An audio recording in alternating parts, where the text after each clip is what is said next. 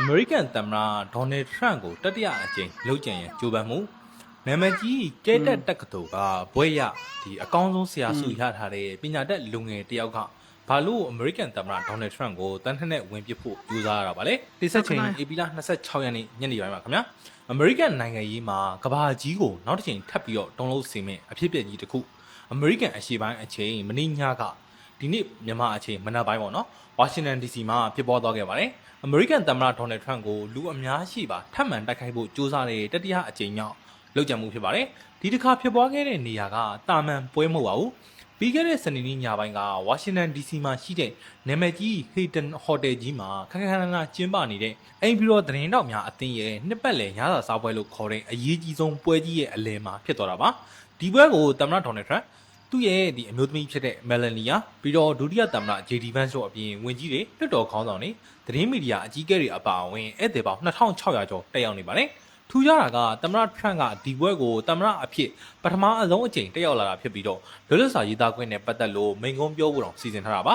လူတွေအားလုံးကတီတီငိမ့်ငိမ့်နဲ့စားတောက်နေကြတဲ့အချိန်အမေရိကန်အရှေ့ပိုင်းအချိန်ည8:35လောက်ဝန်းကျင်မှာတော့အရာအလုံးပြောင်းလဲသွားပါတယ်ရုတ်တရက်ဟိုတယ်တဲကလုံခြုံရေးစစ်ဆေးဂိတ်တစ်ခုစီကားနေပြီးတနက်တန်တွေဇက်တိုက်ထွက်ပေါ်လာပါတယ်အစာပိုင်းမှာတော့လူတချို့ကပကံပြုတ်ကြတဲ့အတန်လို့ထင်ခဲ့ကြပါမယ်နောက်တစ်စက္ကန့်မှာတော့ခမ်းမကြီးတစ်ခုလုံးအကြတန်တိတ်သွားပြီးတော့တကားတွေပွင့်ထွက်လာပြီးလူတိုင်းထိတ်လန့်တကြားအော်ဟစ်ပြေးသွားနေကြပါတယ်မြေကြီးပေါ်လှည့်ချလိုက်အောက်ကိုဝင်နေကြဆိုတဲ့အတန်တွေနဲ့အတူလူပေါင်း2600ကျော်ရှိတဲ့ခမ်းမကြီးထဲမှာလူတွေအားလုံးကျမ်းမြေပေါ်ဝစ်ချဇပွဲဝဝင်ပုံးပြီးတော့အော်ဟစ်ပြေးသွားနေကြပါတော့တယ်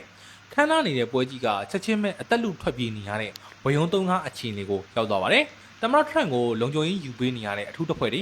Secret Service ကချက်ချင်းပဲစင်ပေါ်ကိုတက်လာပြီးတော့သမ္မတဒေါ်နယ်ထရန့်သူ့ရဲ့အမျိုးသမီး Melania နဲ့ဒုတိယသမ္မတ JD Vance တို့ကိုဝင်းရံကာကွယ်ပြီးတော့နောက်ဘက်ကနေပြီးအမြန်ဆုံးခေါ်ထုတ်သွားခဲ့ပါတယ်။တစ်ချိန်တည်းမှာပဲခမ်းမထဲမှာထိုင်နေကြတဲ့ဝန်ကြီးတွေအစိုးရအရာရှိတွေကိုလည်းသူတို့ရဲ့သက်ဆိုင်ရာလုံခြုံရေးတွေက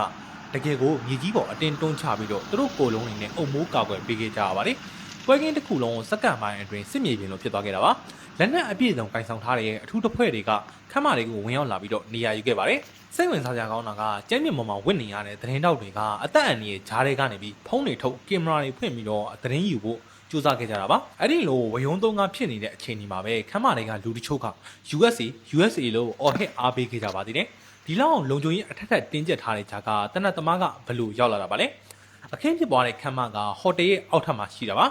ပွဲတက်မဲ့သူတွေကတထုရှာဖွေဆက်တွေကိုဖျက်ရပါမယ်တာမန်ဟိုတယ်ဧည့်သည်တွေကတော့အပေါ်ဓာတ်တွေကိုအလွယ်တကူဝင်ထပ်သွားလာခဲ့ရှိနေပါတယ်။ရဲတပ်ဖွဲ့တွေပြောကြားချက်အရတနတ်သမားကတာမန်ဟိုတယ်ဧည့်သည်တယောက်အဖြစ်ဝင်လာပြီးတော့အပေါ်တက်ကလုံခြုံရေးဂိတ်တစ်ခုကိုရုတ်တရက်အတင်းပြေးဝင်တိုက်ခတ်ခဲ့တာပါ။သူကရှော့ဂန်တလက်ပစ္စတိုတလက်နဲ့ဓားတွေအများကြီးကိုကင်ဆောင်ထားရတယ်လို့သိရပါတယ်။အခင်းစပြီးဖြစ်ပွားတဲ့အချိန်မှာလုံခြုံရေးအရာရှိတယောက်ကိုတနတ်နဲ့စပြီးပြစ်ခတ်ခဲ့ပါတယ်။ကံကောင်းတာကအဲ့ဒီအရာရှိကကြီးကအင်ကြီးဝတ်ဆင်ထားတဲ့အတွက်အသက်အန္တရာယ်မဆုံးရှုံးခဲ့ပဲလွတ်မြောက်ခဲ့ပါတယ်။တနတ်သမားခမ်းမာတွေကိုမဝင်နိုင်ခင်မှာပဲတခြားလုံခြုံရေးတပ်ဖွဲ့ဝင်တွေကသူ့ကိုမြေကြီးပေါ်လုံးဖေးလှည့်ချဖမ်းဆီးနိုင်ခဲ့ပါတယ်။ဖမ်းဆီးရမိတဲ့တနတ်သမားကတော့ကယ်လီဖိုးနီးယားပြည်နယ်တော်ရန့်စ်မြို့ကအသက်32နှစ်အရွယ်ကိုတိုမတ်စ်အဲလန်လို့အမည်ရတဲ့အမျိုးသားတစ်ယောက်ဖြစ်ပါတယ်။ပိုပြီးစိတ်ဝင်စားစရာကောင်းတာကသူကဒီတာမန်လူမိုက်ဒါမှမဟုတ်ရာဇဝတ်ကောင်တူမဟုတ်ပါဘူး။သူ့ရဲ့လူမှုကွန်ရက်အချက်လက်တွေအရသူကအမေရိကန်နာမည်ကြီးတက္ကသိုလ်တစ်ခုဖြစ်တဲ့ဒီ Caltech ကနေပြီးစက်မှုအင်ဂျင်နီယာဘွဲရထားသူတူဖြစ်ပြီးတော့ကွန်ပျူတာသိပ္ပံမဟာဘွဲကိုလည်းရရှိထားသူဖြစ်ပါတယ်။လက်ရှိမှာတော့သူကအချိန်ပိုင်းကျောင်းဆရာတစ်ယောက်ပြီးတော့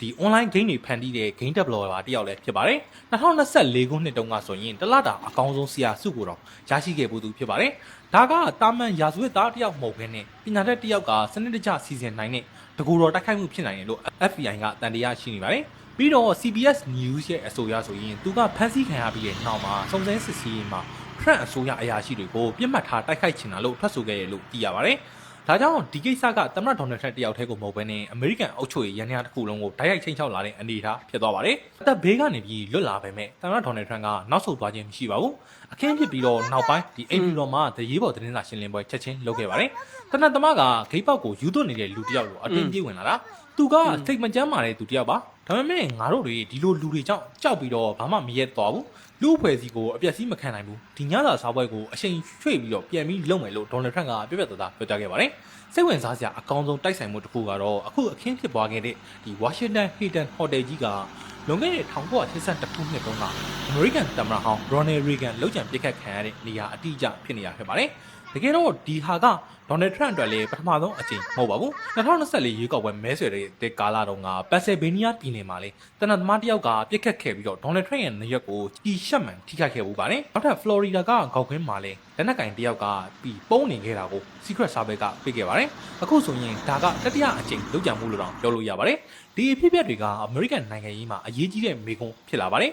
သမ္မတတော်ဒီလောက်အန်ရရှိနေရင်အမေရိကန်ဒီမိုကရေစီကဘယ်လောက်လုံခြုံနေသေးလဲလုံခြုံရေးအထူးထပ်ဆုံးပွဲတစ်ခုမှာရှော့ကန်တဲ့လူတယောက်ဝင်လာနိုင်တယ်ဆိုတာကဒီစနစ်ရဲ့အားနည်းချက်ကိုပြသလိုက်တာဖြစ်ပါတယ်အခုဆိုရင်အမေရိကန်မှာဒီနိုင်ငံရဲ့အကြမ်းဖက်မှုကပိုပြီးမြင့်တက်လာနေပါတယ်မတူညီတဲ့အမြင်မတူညီတဲ့ပါတီမတူညီတဲ့ယုံကြည်ချက်တွေကြားမှာဆွေးနွေးမှုနဲ့ဒီမဲပုံတွေကနေပြီးအပြေမရှာတော့ဘဲနဲ့တနက်ပြောင်းဝကနေဖြည့်ရှင်းတဲ့အဆင့်ကိုရောက်လာနေပြီလားဆိုတာကိုလူတိုင်းစိုးရိမ်နေကြပါတယ်အချုပ်ပြောရရင်တော့ဒီဖြစ်ရက်ကတနက်ပြတ်မှုတစ်ခုတည်းသာမဟုတ်ပါဘူးဒါကအမေရိကန်နိုင်ငံရေးစနစ်လုံခြုံရေးစနစ်အမေရိကန်ဒီမိုကရေစီတည်ငြိမ်မှုကိုစမ်းသပ်တဲ့တတိပေးချက်လည်းဖြစ်ပါတယ်ဒေါ်နယ်ထရန့်ကိုကယ်တင်နိုင်ခဲ့ပေမဲ့အမေရိကန်နိုင်ငံရေးကိုဒီလိုအကြမ်းဖက်မှုတွေကနေပြီးတကယ်ကယ်တင်နိုင်ပါမလားဒီမေးခွန်းကတော့အခုချိန်ထိအဖြေမရှိသေးပါဘူးဒီဥတန်ကိုကျွန်တော်ရဲ့ YouTube channel ဖြစ်တဲ့ link ခိုင်မှာလည်းအပြည့်အစုံတွားရောက်ကြည့်နိုင်ပါတယ်